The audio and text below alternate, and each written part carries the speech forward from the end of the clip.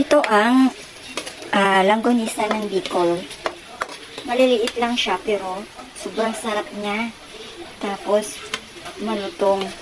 Kasi halos maraming taba. Kaunti lang yung laman.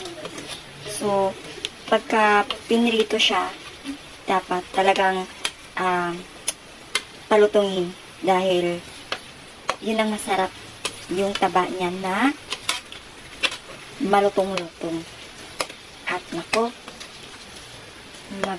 magastos to sa kanin. Itong langgonisa na to. Langgonisa ng Bicol. Ito ay langgonisa ng mga taga Bicol. Ayan siya, oh. Maliliit lang.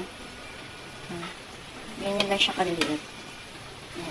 Ito, luto na to. Pwede na to. Ayan.